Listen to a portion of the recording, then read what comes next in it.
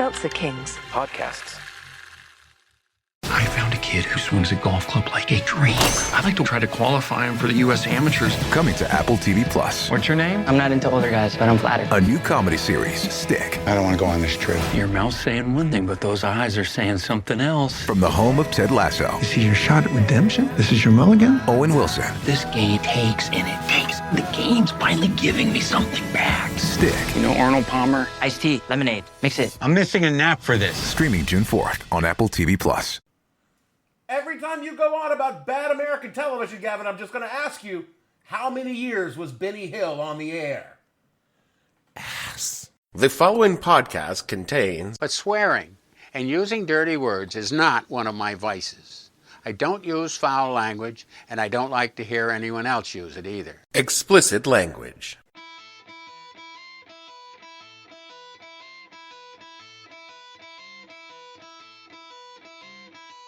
Hello and welcome to the podcast that asks a simple question.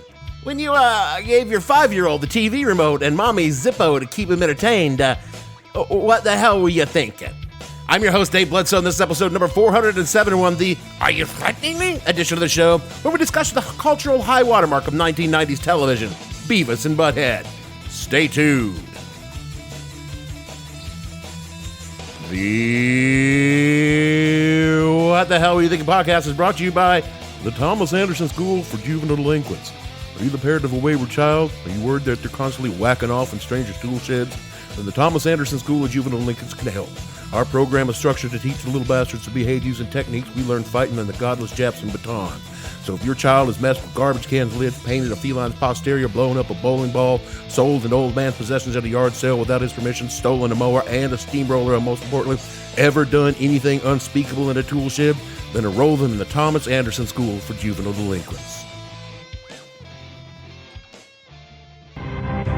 They have replaced The Simpsons as the show kids love to talk about. Beavis and Butthead, two cartoon characters on MTV. The problem is that this cartoon is no Tom and Jerry. It is sometimes gross, sometimes hostile, and now very controversial. Cindy Hom reports. Move over, Bart Simpson. MTV's Beavis and Butthead are the new kings of the cartoon hill. They're very funny and they make fun of a lot of people. I like Beavis and Butthead because they're nasty. They're MTV's hot cartoon VJs. They critique music videos with a mix of crude jokes and violent behavior. They're every parent's worst nightmare and millions of kids' new heroes. They express the way we feel, kind of. Beavis and Butthead are the latest pop culture icons. Even David Letterman did his best Butthead impression for Vice President Gore. Cool. Yeah. But are the cruel antics of Beavis and Butthead just harmless fun? Let's burn something. One of the best parts about growing up in the 70s and early 80s was the freedom to do incredibly stupid things for fun. In dodgeball, you hurl the ball at your opponent. No. Dodgeball, not fun, cruel and capricious. I mean, it was fun for some kids, just not me. Because he was fat. The kind of fun I'm talking about was the dangerous kind of fun. White windowless van by playground. A little more dangerous than what I was thinking. I was thinking kid stuff, fireworks, projectile weapons, flammable liquids, Kid stuff.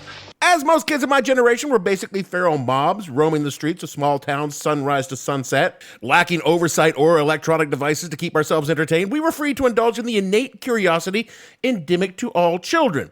This meant experimenting with various substances so that we might, Check if it's flammable.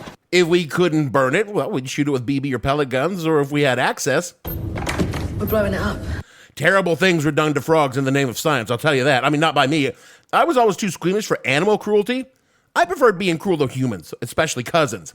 Nothing made me happier than hearing one of my cousins, one of them in particular, shriek in terror as he was targeted by a barrage of bottle rockets. That sounds dangerous.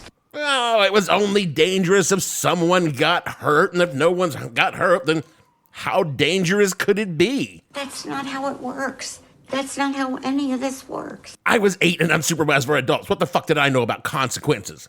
Oh, sure, there were a few small fires, but nothing inside the house. There were a few burns and bruises that could be reasonably ascribed to acts that would technically violate the Geneva Convention if we were soldiers in the time of war. But I point out again, We were little monster children running wild through the backwoods of East Tennessee in a holler. None of this would fly at home, of course, because if my mother caught me even staring sideways as a book of matches, the only thing that would be burning would be my backside as she remonstrated me on the dangers of burning the goddamn house down. So I learned early on that if I wanted to do stupid, dangerous, and potentially lethal activities, to do them at my grandparents' house. Their child-rearing philosophy was a little different. It was quite simply that which did not kill me or anyone else was just us kids acting up a fool. And what was wrong with that? Kids being kids. Although I'm guessing my cousin with second-degree burns on his ass from a bottle rocket in his shorts might have a different opinion on free-range kids. Which brings me to this week's topic, the two most free-range children ever to be portrayed on American television. It was a little animated TV show called Beavis and Butthead.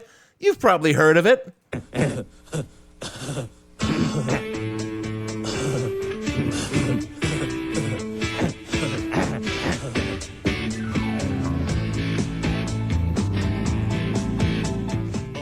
Oh, of course you know of them. They're cultural icons, but unless you were around during their heyday, you probably don't know the cultural impact these two-dimensional dipshits had on pop culture and even politics in the early 1990s. We got to go back to the past for this because it's entirely possible when it comes to telling a story, the story of animation, that it might even predate human speech. No teaching.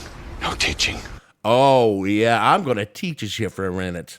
Using shadow shapes to convey meaning or information is one of the oldest forms of storytelling. Shadow puppet theater, using backlit articulated puppets behind a translucent screen, is documented as far back as 1000 BCE, and is likely way older than that. Elaborate stage productions entertained everyone from royalty to village children and conveyed everything from religion to comedy.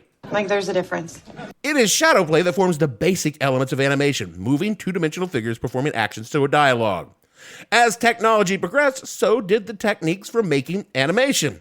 The magic lantern, which were images painted on glass plates and then backlit and amplified through a lens onto a wall or screen, evolved into the phenakidoscope. Can't even pronounce. Fine, I'll just use the less fancy name, the phantoscope. Yeah, but, what is it? Oh, that's much more simple. It's just a disc with pictures drawn on it performing some kind of sequential movement, and when you spin the disc, they appear to move. And I should note that things like this, all of these things, were not children's toys. They were pricey gadgets for adults, and like most technology, Humans immediately try to use it for porn. it was the advent of photography that exponentially broadened the horizons of moving images. Even porn. Wow, porn! In 1888, a Frenchman, naturally it's a French dude that expanded the frontiers for porn, created the first modern animated image.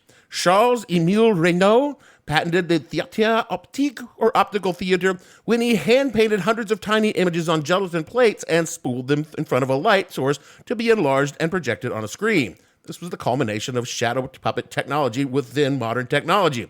It would take several more years for photographic film technology to reach the flexibility of Reynaud's hand-painted slides, but in 1895, the cinematograph was patented by Léon-Guillaume Bouilly, who spooled gelatin photographic film to be hand-cranked for exposure. Then Auguste and Louis Lumière bought the technology from Bouilly and became famous for inventing motion pictures in the same way that Elon Musk is famous for inventing electric cars and rockets. It wouldn't be until 1906 that a proper animated film appeared in theaters. And by the 1910s, animated shorts became quite popular and easier to produce as the studios churned out countless animations of varying quality. By the 1920s, animations and talkies came together like peanut butter and chocolate. He got chocolate in my peanut butter. You got peanut butter on my chocolate. And saw the earliest Disney shorts. The 1930s brought color and depth and feature-length animation, notably Disney's Snow White, and all that came after. The late 1940s and 50s saw animation shift to television and the rise of kids' cartoons. The 60s gave us animated primetime series like The Flintstones. The 70s gave us adult animation, both the porn and the non-porn varieties. And the 80s saw the return of primetime animated series. Well, it was just The Simpsons, really, that set the stage for animations mocking the animated series so beloved by mainstream America, thus setting the stage for Beavis and Butthead. You see, by the late 1980s, Paramount's big, beautiful money machine, aka MTV, was beginning to show some signs of age. The first generation of kids who'd spent hours glued to the screen watching those music videos were now young adults who found other uses for their time. Sex, booze, drugs. And the younger kids had grown up in a world where music videos already existed, so they weren't the next new thing. But the channel was still popular, but it wasn't as popular, meaning Paramount wasn't making as much money as it was before. And for Paramount, this is unacceptable. So the network bigwigs began experimenting with new ways to attract viewers. I mean, they'd already let black musicians on the air, so what was left for them to do? Asian. No, not for at least 35 more years. What they did do was begin to dabble in alternative programming, particularly late at night. They launched a show in 1991 called Liquid Television, showcasing different animated shorts. In early 1992, a short by a young animator named Mike Judge aired something called Frog Baseball, which opened with a little card reading Inbred Jed's homemade cartoons before cutting to the protagonist named Beavis and Butthead. Dude, a frog. Frog baseball!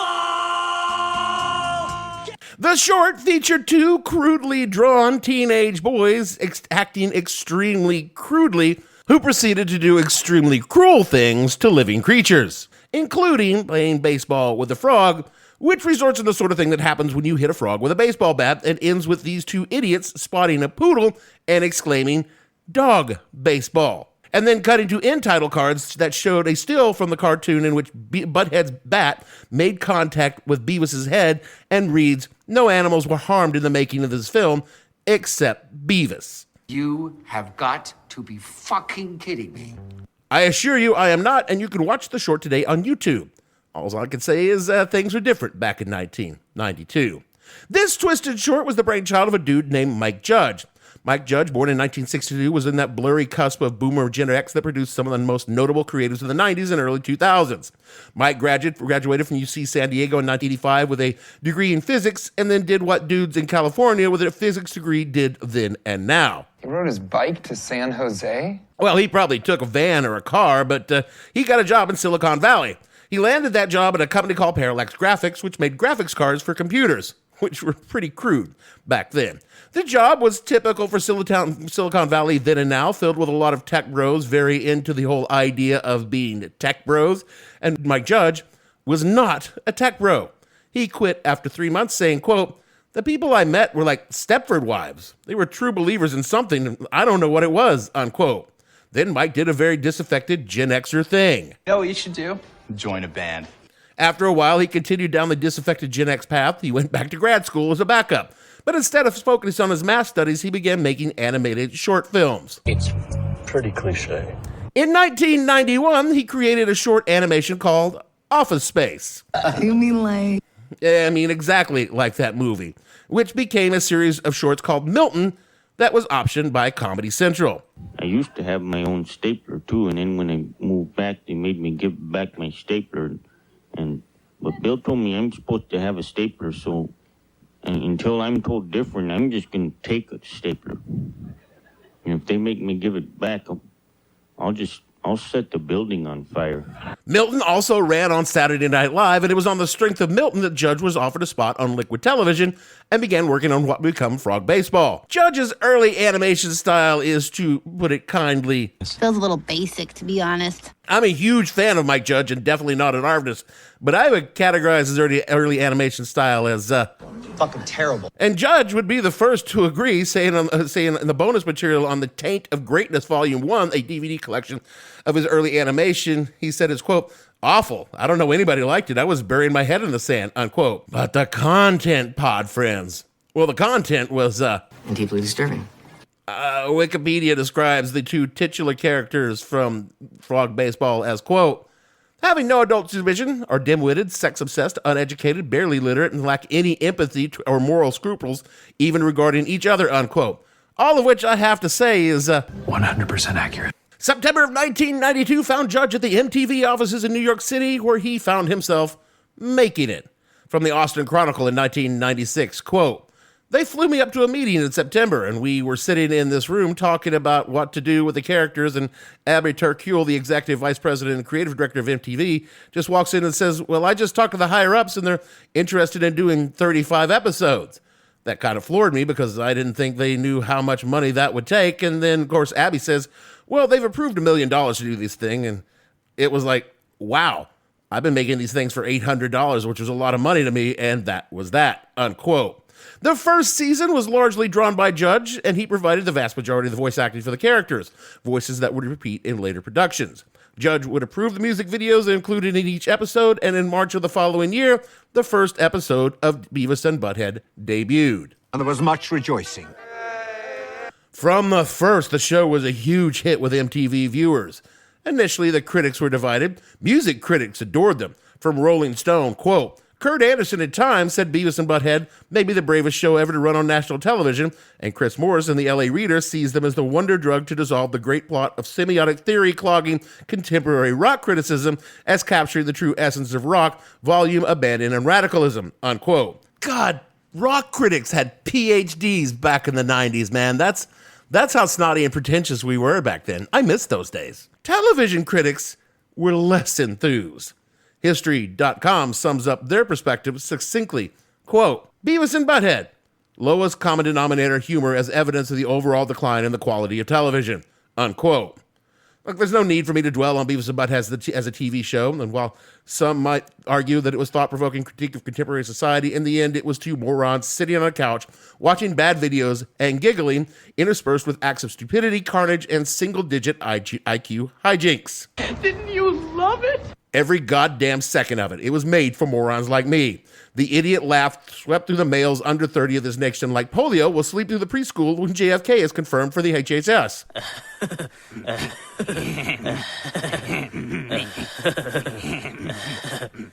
I was playing the laugh because it was referenced, not because I think it's funny that polio is going to kill a bunch of kids in the next couple of years.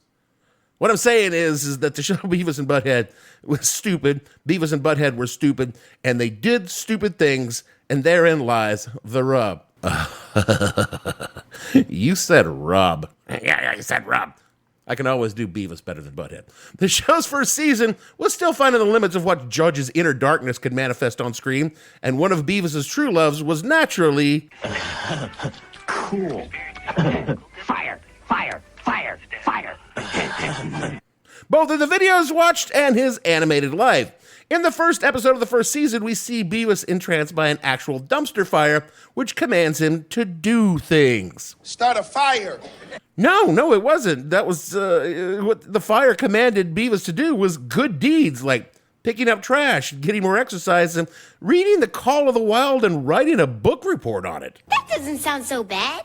It doesn't, which was the point, though the episode does end with Beavis finding a lighter on the ground and walking off into the distance, flicking it, leaving a certain ambiguity as to the real ending of the cartoon. No matter, because Beavis' constant refrain of fire, fire, throughout the first season caught fire in the imagination of critics. Really, Dave? Not television critics so much, but cultural critics who saw Beavis and Butthead as the death knell of American intelligence. As the show grew more popular, the louder they became, denouncing the show and looking for any reason they could find to get it taken off the air. You know, cancel culture. Nothing is new. That's the whole raison d'etre of this podcast.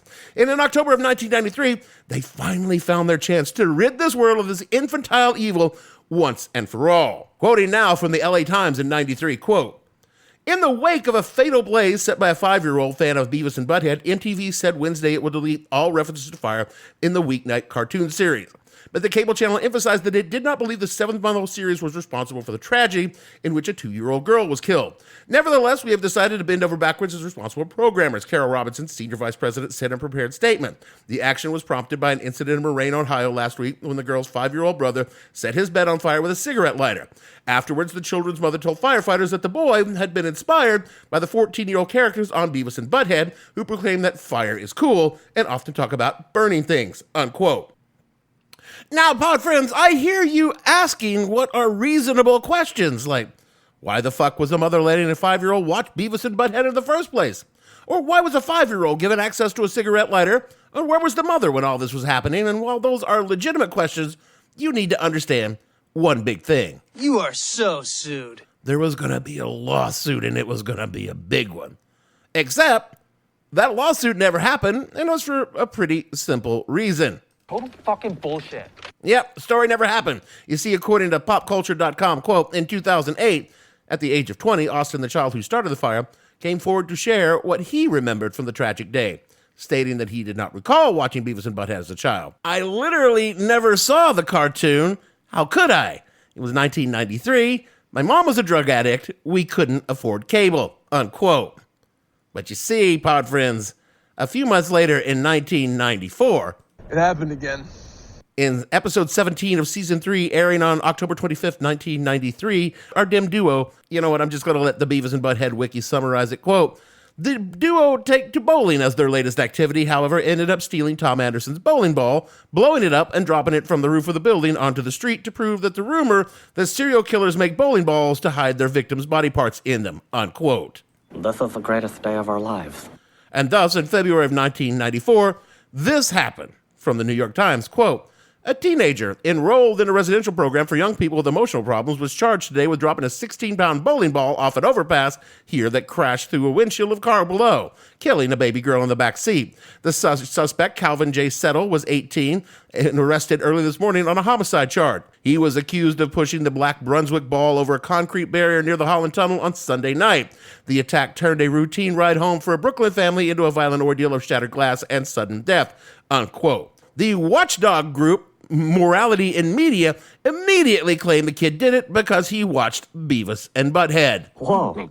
I think I just figured something out, Beavis. What? This sucks. Yeah. Just one problem, as Wikipedia points out, quote, while Morality in Media claimed that the shows inspired Settle's actions, the case's prosecutors did not. It was later revealed that by both prosecutors and the defendant that Settle did not have cable TV, nor did he watch the show, unquote. Cool. Pod friends, I'm not defending Beavis and Butthead as high art or even low art. They were cartoons on a fast-fading music channel. They certainly weren't role models. In fact, they weren't even human, which is exactly what MTV had to tell viewers after the second incident because the country is somehow even stupider than Beavis and Butthead.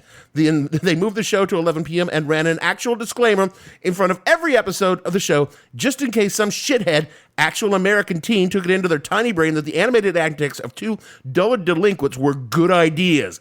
God bless America. Beavis and Butthead are not role models. They're not even human. They're cartoons. Some of the things they do would cause a person to get hurt, expelled, arrested, possibly deported. To put it another way, don't try this at home. And you know what? The kids that disclaimer was aimed directly at, they vote now. And we all know who they voted for. None of this excuses the vitriolic reaction of the kind of folks who firmly believe the show is the death knell for American society. This is from a lecture in 1993 by now Professor Daniel P. Murphy of Hanover College, titled aptly, Beavis and Butthead and the End of the Modern Age. Quote, Beavis and Butthead, to put it mildly, possess no redeeming social value, nor are they politically correct. MTV, an unctuous network, remarkably pleased with its own unctuousness, despite, or perhaps because of its own programming, runs a disclaimer before episodes of Beavis and Butthead, pointing out the crudity, sexism, and general stupidity of the boys. But what the hey, because, as the disclaimer continues, for some reasons, the little wiener heads make us laugh. The disclaimer, of course, is part of the joke. The joy of watching Beavis and Butthead is reveling in their social and political incorrectness, basking in their unrestrained and unself-conscious barbarism and nihilism. For Beavis and Buttheads are barbarians, and they are nihilists. They lack knowledge of and appreciation for civilized graces, and above all, they live in a world unmoored from absolute moral bearings. Watching Beavis and Butthead is an evanescent act of liberation from responsibility and morality, rationality and compassion. For a half hour, Beavis and Butthead offer the vicarious pleasure of living beyond good and evil. Beavis and Butthead cannot be dismissed as a disturbing curiosity because they are not alone. Indeed, they are merely the latest and, frankly, relatively benign phase in a trend towards pop barbarism and nihilism. Well before Beavis and Butthead, we had Al and Peg Bundy on Married with Children and Homer and Bart Simpson on The Simpsons. Archaic idiots through whom we celebrate the thrill of the abyss. All of these popular characters intended as parodies of middle-class American stereotypes exist in a dystopian American landscape drained of order or meaning. They live, as a Seattle musician might put, in a world of grunge. To borrow a phrase from Alan Bloom, the Bundys, the Simpsons, and now Beavis and Butthead are all examples of nihilism, American style, of nihilism with a happy face. As comic characters, as morons, the Bundys, the Simpsons, and Beavis and Butthead possess a distinctly American innocence. This innocence should not be confused with the 19th century concept of noble savage or American Adam, best embodied by the works of James Fenimore Cooper. Cooper's savages, his frontiersmen and Indians were ennobled by their wild existence in nature. They read in the forest the structure of God's law. When Al Bundy, Homer Simpson, or Beavis and Butthead hit the trail that we are on the short path to Conrad's heart of darkness. Rather, the American innocence of these characters lies in the sporadic yearnings for formal respectability to fit in with white-bread American life. And so, week in, week out, Al Bundy will launch his latest attempt at Bundy Sunday Fun Day, or Homer Simpson will work up the resolution to take the family camping, or Beavis and Butthead will pursue the forbidden fruits of the flesh at a convenience store or trailer park, all of them knowing all along that these endeavors will only end in disaster, unquote. And pod friends, as little as 6 weeks ago, I would have poo-pooed this elitism, prickishness, and just general not getting the joke, and used a drop along the lines of, oh, I don't know. Lighten up, Francis. Now, considering what I just watched happen, I'm not even sure that Professor Murphy was entirely wrong. Because clearly in my lifetime, I have watched this nation and the people in it turn into, You stupid, stupid asshole. Since the 1980s, I've observed that people are not making good choices. They are disregarding important things like facts, truth, and indeed, reality. And this wasn't a nation that was exactly filled with Nobel laureates in the first place. So the fall wasn't a long drop to begin with. But once they teetered over that edge of the dime, they hit bottom and decided, wait, we found another rock there. Let's dig a little deeper. And thus we arrive at today. Look, Beavis and Butthead were not a virus that infected American pop culture. They were two dipshits giggling on a couch that made other dipshits on couches giggle along, and I myself was very much one of those dipshits. But none of us were starting fires or blowing up bowling balls. The worst we were doing was pulling our t-shirts over our head and screaming, and I think Beavis and Butthead bothered people so much because they were not that far off from reality. Young men have always been extremely stupid and did extremely stupid things. I myself spent nearly a decade looking for hidden explosives with a goddamn dog, and a lot of those dogs were dumber than Beavis and Butthead. In fact, the only person dumber than the dumbest dog I ever worked was the dumbass holding the leash, so maybe Mike Judge was on to something, and I think I figured out what it was. I've come to realize that Mike Judge is not just a creator of deeply funny, if somewhat stupid movies and television sometimes. He is, in fact, he's a prophet. I mean, whether it was his take on small-town Texas life in King of the Hill that gently parodied the prejudices and narrow-mindedness, but also showed a lot of heart and love in his characters, or his scathing takedown of corporate culture and Office Space, and, of course, his eerily pressing examination of how fucking stupid Americans are about pretty much everything in Idiocracy, it seems Mike Judge has spent his career holding up a mirror to America. The only thing is, the mirror image is about 10 or so years ahead of when he held the mirror up. Because 3 years after Beavis and Butthead went off the air, MTV dropped a new show where real, live, living people did the kind of stupid things that Beavis and Butthead told them not to do in the disclaimer at the beginning of the show. Hi, I'm Johnny Knoxville. Welcome to Jackass. And that same year that Jackass came out, we elected a caricature of a Texan who would fit right in with the dudes from King of the Hill when it premiered in 97.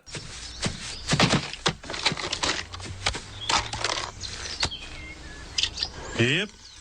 Yep. Mm-hmm. Office Space came in 1999, and about 10 years later, the entire economy crashed from people doing basically what the Office Space guys did, snagging pennies off shitty real estate deals until the pennies piled up into a mountain that slid down and buried the fucking country in a real estate crash. 2006 Idiocracy hit theaters in almost 10 years to the day. We drove headlong into a reality of Idiocracy by electing the dumbest criminal mind America had to offer, and look where that got us. I'll tell you where it got us. It got us all walking into Walmart in 2020 screaming, I need TV for my bunghole. Mike Judge didn't create this. He just looked at how stupid things were and thought, well, if this were even stupider, it'd probably be funny. But the only problem was, when it's real, it's stupid, but not at all fucking funny. Whatever the occasion, effortless elegance is right this way. Because Hilton brings you new ways to stay courtesy of the Nomad London. And it doesn't stop at award-winning dining in a space draped in velvet and illuminated by vintage chandeliers. know this day goes beyond with unparalleled personalized service and attentive hospitality. Oh, and did we mention the Nomad London can be booked using your Hilton Honors points at Hilton.com? Hilton, for this day. This episode is brought to you by Indeed. When your computer breaks, you don't wait for it to magically start working again. You fix the problem. So why wait to hire the people your company desperately needs? Use Indeed's sponsored jobs to hire top talent fast. And even better, you only pay for results. There's no need to wait. Speed up your hiring with a $75 sponsored job credit at Indeed.com/podcast. Terms and conditions apply. That is it for the show this week, pod friends. It is officially the holiday season. So why don't you head on over to seltzerkings.com/shop and get that special Someone in Your Life a t-shirt with me sitting bare-assed on the shitter eating beans. Or you can get a special glass to drink whiskey out of, or a camo trucker hat with a show logo on it that make people ask, what the hell were you thinking when you wore a shirt with a fat guy eating beans bare-assed on a toilet? You could also kick us $1 at patreon.com/whatthehellpodcast, because those toilet beans aren't free. Rate and review us so folks can hear us and think about eating toilet beans. Do all the things that Jeremy tells you to do in the closing credits, otherwise he'll be forced to set me down and say, Beavis, there's something I've been meaning to get off my chest for a long time, and I just didn't have the courage to say it. But here goes. Beavis, you're the biggest dumbass in the world. Felt good to get that out. Okay. Up yours. And so for me, Dave Bledsoe is not a role model. Bledsoe, producer. In fact, he is barely even human. Gavin, and all the fictional people wearing winger shirts on the show, we would say, seriously, don't try drinking like I do at home. I'm a professional. Y'all will die. I don't want anything to happen to you. I need your money for toilet beans. And we'll see you all next week.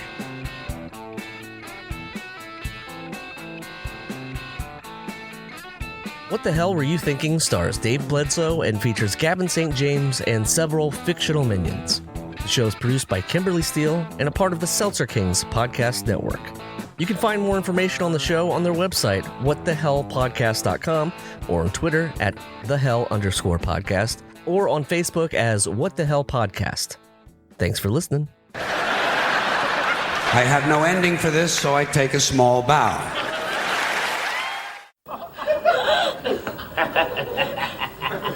Wait a minute. You must be the... That's right, gringo.